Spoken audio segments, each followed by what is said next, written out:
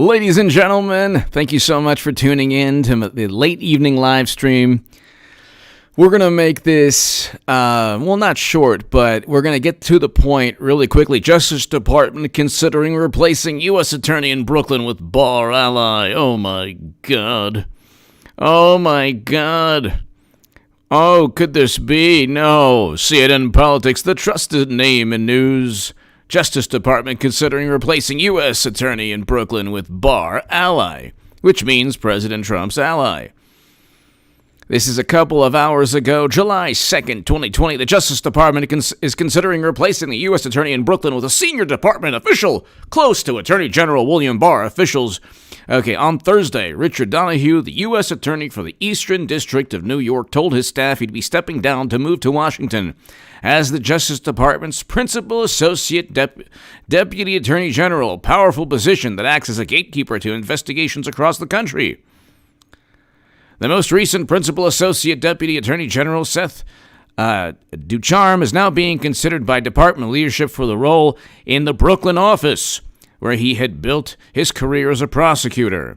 The job swap discussion comes as Barr has drawn outrage from his management of politically significant cases, which was heightened last month as he forced out U.S. Attorney in Manhattan Geoffrey Berman after the two clashed over prosecutions sensitive to the White House. The changeover in the neighboring district of Brooklyn, however, involves two men who are said to be favorites of William Barr, dun dun dun, and are set to remain in senior positions within the department. The Brooklyn Post wields significant influence by virtue of its jurisdiction and recently has investigated individuals close to President Donald Trump, including Tom Barrack, who chaired the president's inaugural committee. In February, the Justice Department tapped Donahue to supervise all agency investigations related to Ukraine in a move that gave Washington officials more oversight into an area of interest that had become a political minefield. It's not clear if the authority over the investigations will remain with the Brooklyn U.S. Attorney's Office if Donahue were to move out of the position. A spokesman for the Justice Department declined to comment on the story. Federal prosecutors in Manhattan have been investigating the actions of Rudy Giuliani, the president's personal lawyer, including, I love that, like, what did he do wrong? I want to know what he did wrong. Samuel Stafford! Happy 4th of July, H.A. Samuel. Happy 4th of July, and thank you very much. Thank you very much, Samuel. As always, Samuel Stafford. Ladies and gentlemen, your super chats and your Patreon, your support allows me to be completely independent. I'm not a very big channel, but with the support that I have a very, very wonderful viewership, very loyal, wonderful viewership. And Samuel Stafford, thank you as always. Thank you as always. Be here November 3rd, Samuel. Be here November 3rd because I know you love and I love James Brown, the godfather of soul, and James Brown has a song, The Big Payback. Well, November 3rd, 4th, 5th, 6th, and the next 4 years is The Big Payback, The Big Payback. So it's The Big Payback, Samuel Stafford. Thank you so much, Samuel. Thank you so very much as always. Thank you, Samuel. So, William Barr, thank you again. William Barr, spokesman. Barr has said that the reason that Berman was removed was to make room for Jay Clayton, the chairman of the Securities Exchange Commission, who had inquired about the job. Ducharme served as a counselor to Barr for national security and criminal matters before being promoted to the senior position in the Deputy Attorney General's office last year. Before this time in Washington, Ducharme was a long-time career prosecutor in the Brooklyn office, where he later led the criminal division. The mechanics behind the swap remain unclear and could be complicated by federal vacancies laws, as evidenced by the chaotic transition last month in the Manhattan U.S. Attorney's Office. Under office protocol, who cares about office protocol? Donahue's deputy, first assistant U.S. attorney, would succeed him. Whatever. Both Berman and Donahue assumed their position initially in an interim capacity after an appointment from the Attorney General. In Manhattan, the ousted prosecutor had initially refused to leave. I'm not leaving. Okay, I'm leaving. After Barr said publicly that he would be stepping down. So there's a new sheriff in town. There's a new prosecutor in town. This and of course he's going to appear before the House Judiciary. Of course, so they're going to replace him with one of the people that I mentioned. I'm not exactly sure. There's like about two people that, let's see. The job swap discussion comes as so. The most prominent principal, the most recent principal associate deputy attorney general Seth Ducharme is now being considered. Okay, so Seth Ducharme. So he is Pavel Ungarin. Thank you, Pavel. Thank you, Pavel. Thank you, Pavel Ungarin. Thank you, Samuel Stafford. Thank you very much, Samuel. Samuel Stafford. Thank you. Thank you, Samuel. Thank you. Pavel. Thank you again, Pavel. Greatly appreciated, Pavel.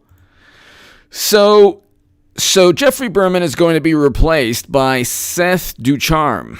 I believe, if I'm reading the CNN, so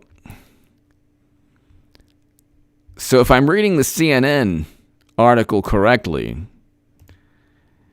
he's going to, so William Barr is basically cleaning house, or if you're not, CNN reports that Seth Ducharme, a veteran Brooklyn-based office and former top aide to Attorney General William Barr. Okay, so he's going to be a loyalist to President, to William Barr, basically a close, which means an ally of President Trump, is going to take the place. The position is currently held by, who plans to return to the prosecutor's office. So he's going to take over the Southern District. So he'll be the new Southern District prosecutor in charge of the Rudy Giuliani case, which isn't even a case. I love how, what are they investigating Giuliani for? Like, what crime did he commit? Because if we're investigating on suspicion alone, wait for the next 4 years. Should be fun. Democrats have opened up a Pandora's box. It's the big payback. It's the big payback. James Brown, the big payback. Samuel, thank you. Pavel Ungarin, thank you. Thank you, Pavel Ungarin, thank you. Thank you very much, Pavel. Agent Pepsi 1, we had somebody called Sessions. Hi, Trumpy, how are you? Trust me, everybody, trust me. Agent Pepsi, I agree, but I guess, I don't know. You get Rome wasn't built in a day, but then, it's taken so long because John Durham and William Barr, Agent Pepsi, and everybody else don't have the political will. The issue is the following, ladies and gentlemen, Samuel, everyone here. This is the big payback. This is James Brown and the big payback, and this election is MC Breed, ain't no future in your frontin'. And then, of course, it's the OJs, the backstabbers, which basically is a song about Elizabeth Warren. They're smiling in your face all the time. They want to take your place. That's exactly what. Oh yeah, you said something, Bernie Sanders, that you said a woman couldn't win. Oh, what? What? A woman couldn't win? Did I say this? What kind of mishegoss is this? What are you talking about? I didn't say that. Oh, you're trying to backstab me. That's right. Oh, okay. Oh, I understand now. You're making stuff up to become vice president. Too bad Kamala Harris is going to become vice president. You know who told Biden to say to pick her, to not pick you? Me. I'm the one who said don't pick Warren. Isn't that funny? What goes around comes around, Warren. It's going to be Clinton anyway. So it's going to be Clinton anyway. They think that like, oh, who's Biden going to pick? First of all, nobody even believes he's picking anybody. Nobody believes that he has any input on anything, especially the live streams. But I mean,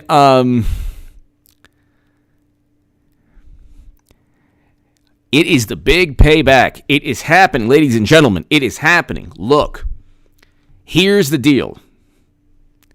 Come on, man. Here's the deal, man. Come on.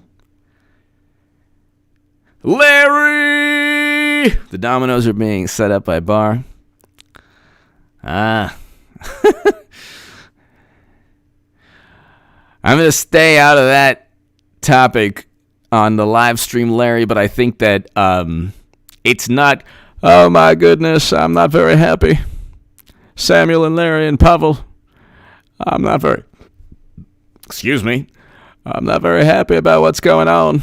All my friends are going into the big house, the pokey. All my good friends are either going into the pokey or going into the hereafter. That's too bad. Oh, well. Luckily, my wife's going to announce about a day before the DNC convention, so it's all good. I feel your pain. Larry! Larry Whitaker, I don't know what you're talking about, and I just hope that you're not trying to disparage my good name or my wife's good name. Larry, thank you.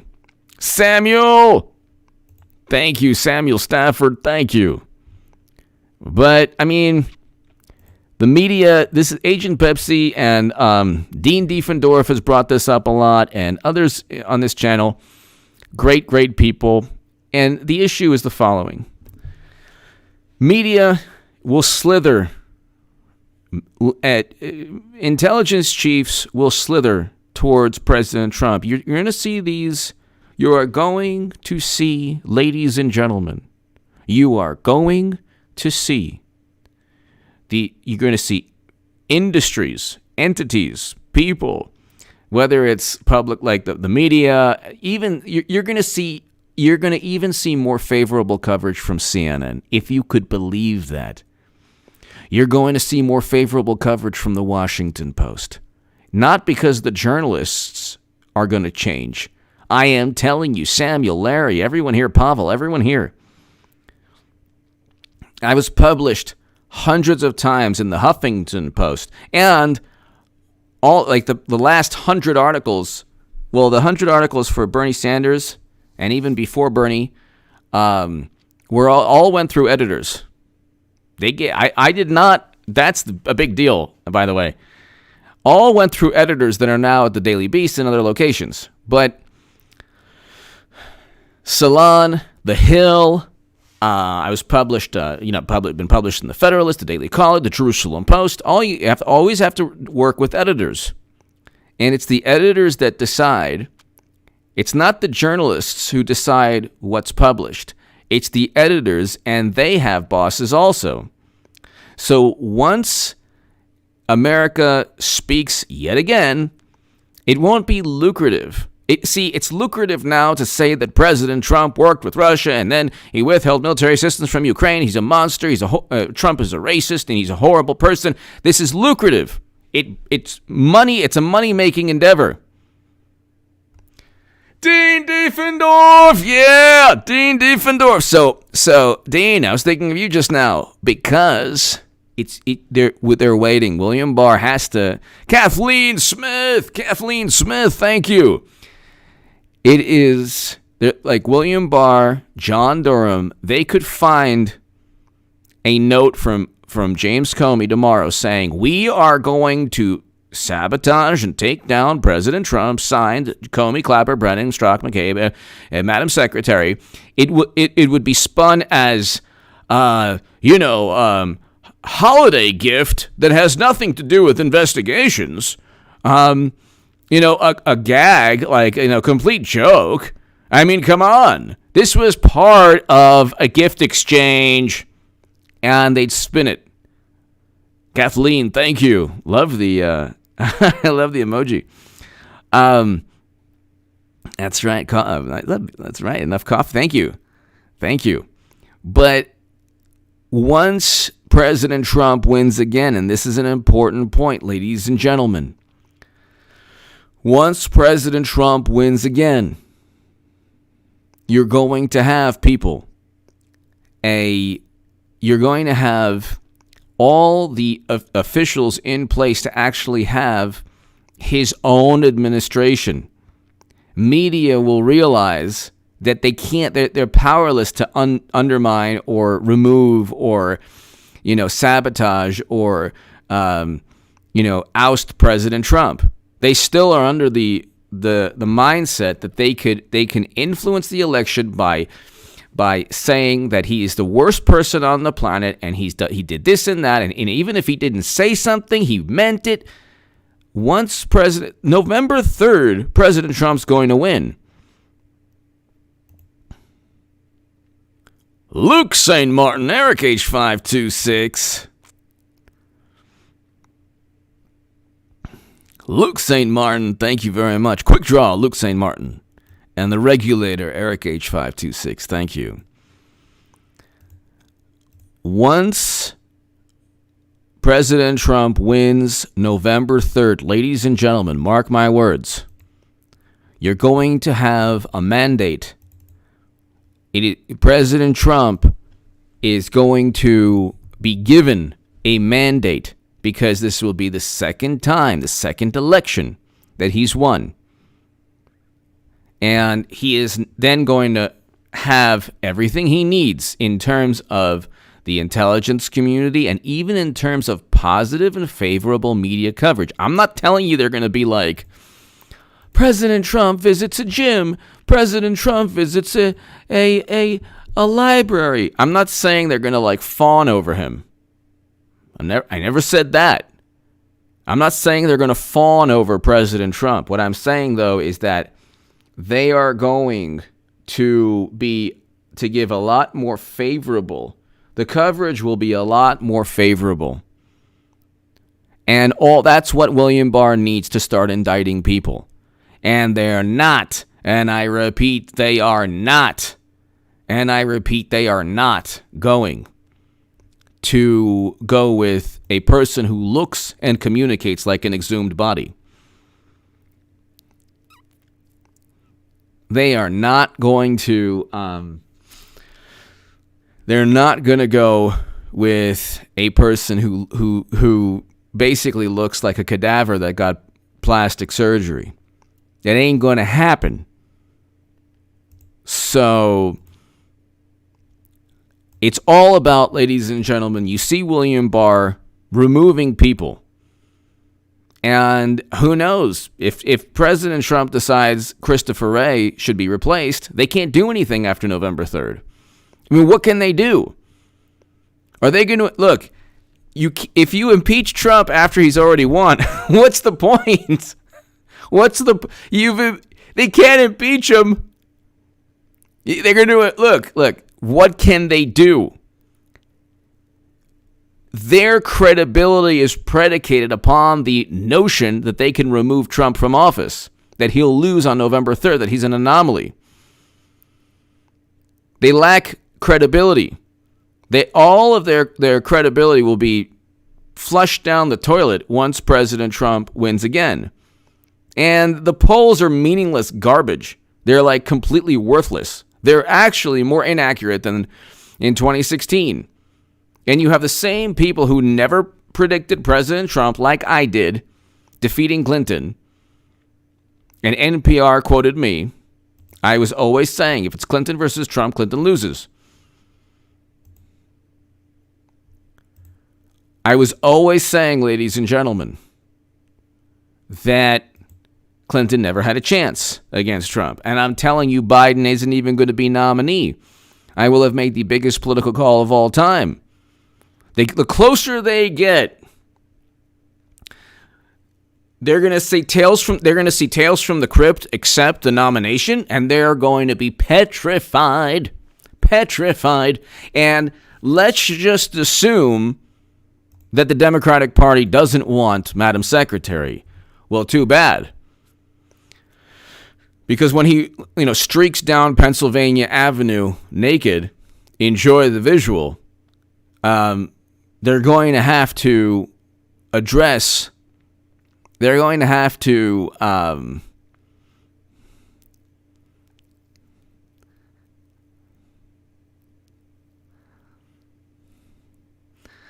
they're going to have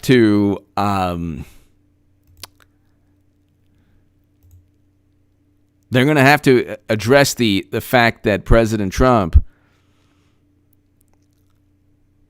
is going to not only be impervious to any absurd investigations if they lose, but their entire political future rests upon November 3rd. If they roll the dice with Biden, that would be the equivalent of putting Jerry Nadler in for the Super Bowl when you had Tom Brady. I mean, their equivalent of Tom Brady is Hillary Clinton. She can debate Trump. She has stayed out of, she's announced a million times already in her own way. But they're going to find some way, because you're not talking about a long-distance runner here in Biden. You're not talking about somebody who has the stamina to do anything, much less go, 3-4 debates with President Trump. He would get eaten alive, whatever is left of him that's still alive. And so it ain't happening. The media. This is a really important point. Enthusiasm, and Brad Parscale talked about this the other day. I've been talking about this for forever. Enthusiasm is what drives people to polls. Enthusiasm is what wins elections. Now, Bill Clinton had enthusiasm. Oh my goodness, I did. Okay, President Obama had enthusiasm. Kerry had zero enthusiasm. Zero. Kerry is not a inspiring figure, even though he's accomplished a lot in his life. But he's not inspiring. Al Gore is not an inspiring person. The incredibly lifelike Al Gore does not promote enthusiasm. Okay? Bill Clinton is a good campaigner. President Obama was an excellent campaigner. President Trump, excellent campaigner. Hillary Clinton runs a horrible campaign, but she has some charisma, and she does evoke enthusiasm. Jimbo! I think we need some HSC clips. You know what? I'm going to do that. I'll definitely do that closer to the convention time. Spectrum Wits. Actually, I love your chats when I get them. Thank you, Spectrum Wits. Thank you. Jimbo. Let's see. I mean, I can't even think of, gosh, what should I play now? I can't even think of one. Jimbo. When I think of one, I'll play one, but I just can't think of one. But Samuel Stafford, thank you. But ladies and gentlemen,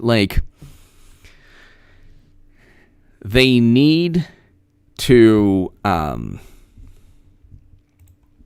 Pavel. Biden has no chance. It feels like they're not giving us an option. It feels like they're not giving us an option. I think you might want to say, because it feels to me that they're almost giving up, or it feels to me that they're deceiving themselves into thinking that somebody who can't win can win. But the issue with Biden is the following: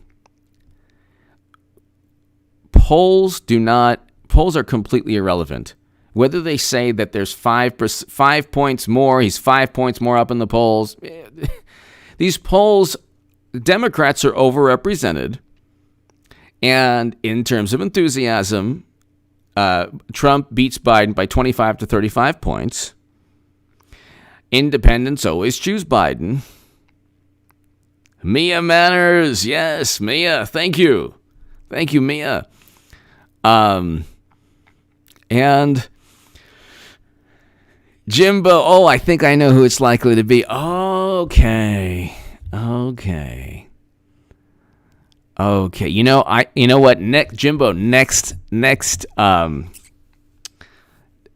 Because I have 10 minutes left. I want this to be kind of short and sweet, but next time around, I definitely will. Yeah, I mean, you have Clinton saying, "I think I know who I'll push for the Democratic nominee because I think I know who it's going to be," and Jimbo is 100% right. First of all, Clinton doesn't say things like "if elected." She's always forward thinking. Jimbo, thank you. Agent Pepsi 1. Dems are lying themselves. Oh, they are. They're completely. Mia Manners, hello. They're completely delusional. Completely delusional. Absolutely, positively, completely, utterly delusional. So, the bottom line is the following. Look.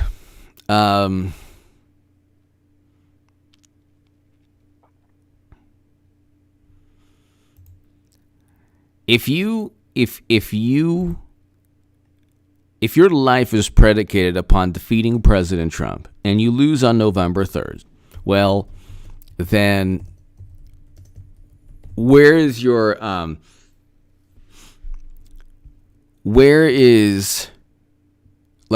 you derive your political influence anymore? Credibility.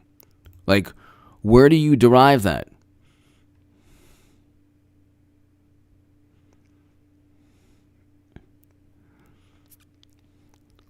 How do you defend voting Democrat ever again if you lose to President Trump twice? It is the end of a very, very absurd paradigm. It is the end, ladies and gentlemen.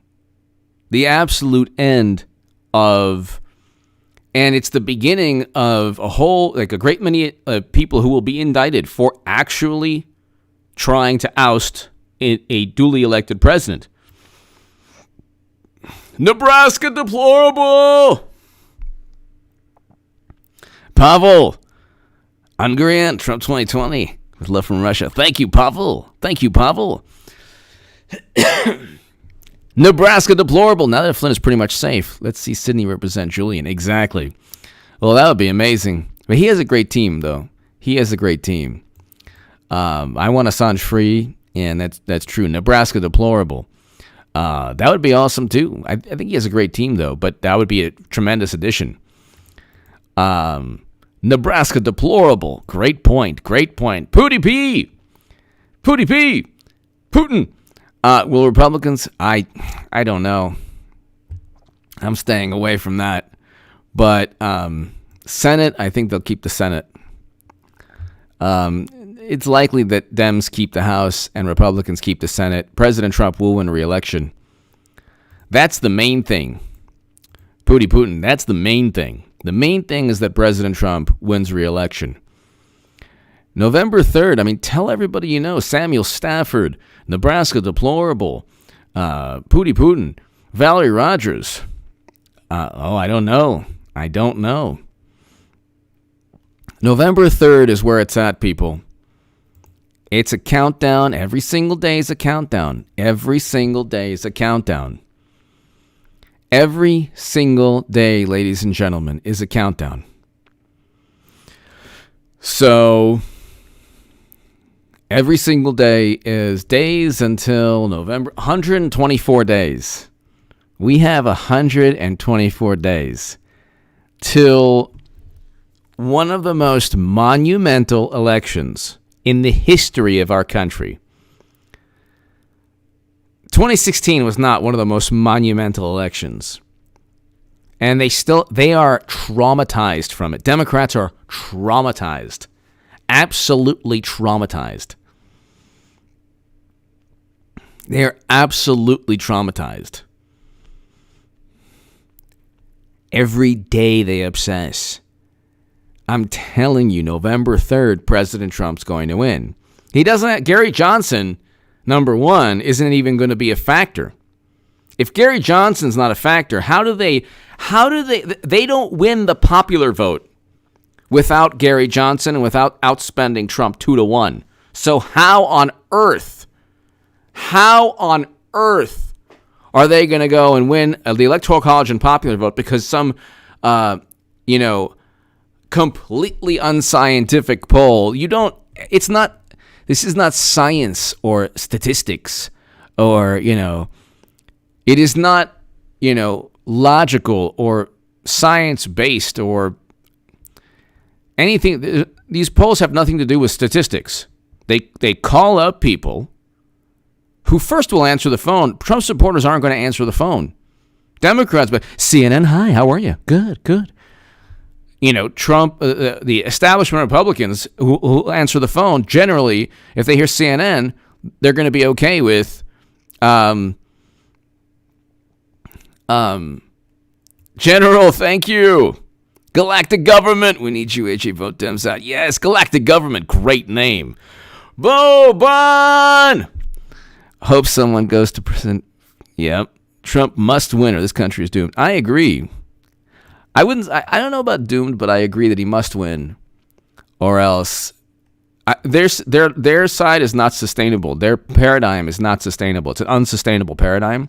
So Bo Bon, thank you very much. Watching from Hong Kong. Bo Bon, thank you. American watching from Hong Kong. Thank you, Bo.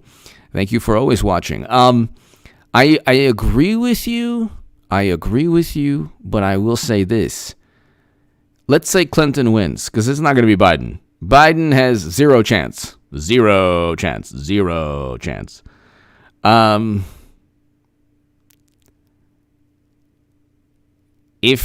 If they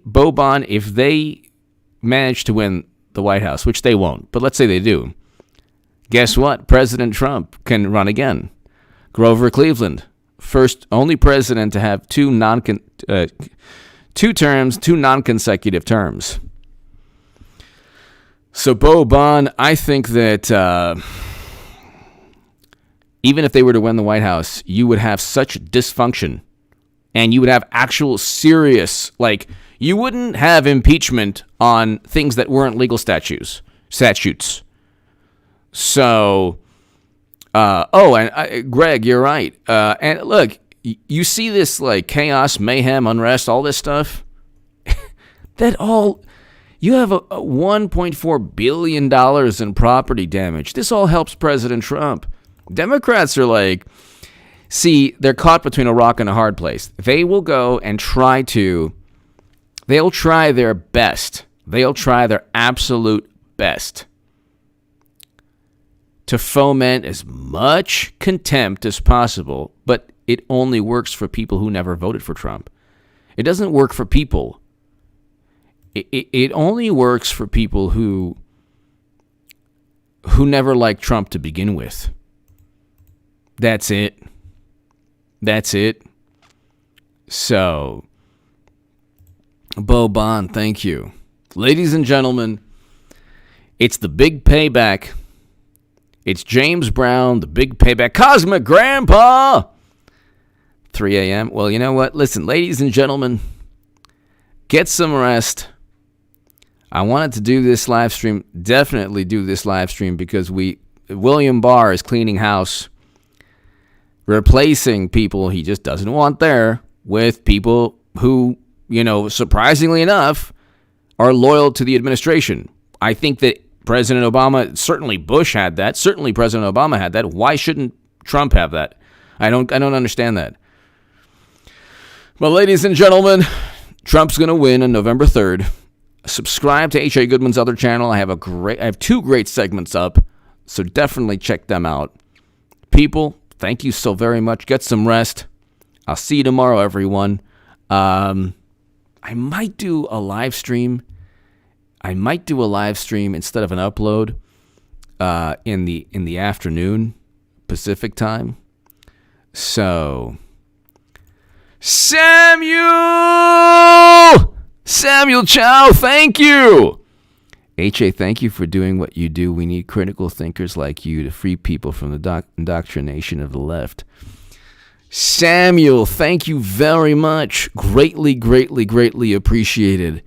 And Samuel Chow, Samuel Stafford, Bo Bon, be here November 3rd. Samuel, President Trump's going to win, and the meltdown, my God almighty, the meltdown is going to be like the most monumental meltdown on the left.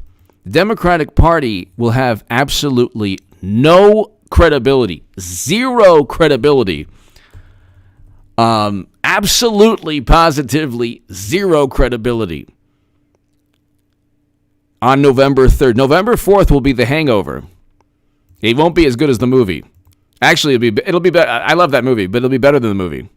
See, you couldn't even make The Hangover now anymore. You couldn't even make The Hangover. My God, what a great film. You couldn't even make The Hangover now. Like, everything good they don't allow you to do. Samuel, thank you so very much. Samuel Chow, thank you very much for your generosity. Thank you. Ladies and gentlemen, Samuel Stafford, Samuel Chow, Bo Bon, everyone, Eric H526, Luke St. Martin, be here. Be here. November 3rd, ladies and gentlemen. Samuel Chow, please be here November 3rd. It's going to be a party on this channel and H.A. Goodman's other channel. We're going to have live streams. It's going to be awesome. It will be awesome. After November 3rd, there's going to be a new paradigm, a new political paradigm. And we're going to find out why they set up and framed President Trump. And we're going to bring home Americans from never-ending counterinsurgency conflicts. And President Trump's going to reverse 20 years of failed foreign policy. Samuel Chow, thank you very much again. Samuel Stafford, thank you as always, Samuel. Thank you. Ladies and gentlemen, God bless. To my super chat, thank you. I'll see you tomorrow, everyone. Subscribe to H.A. Goodman's other channel right now. Everyone, thank you so much. Thank you, Samuel Chow. Thank you.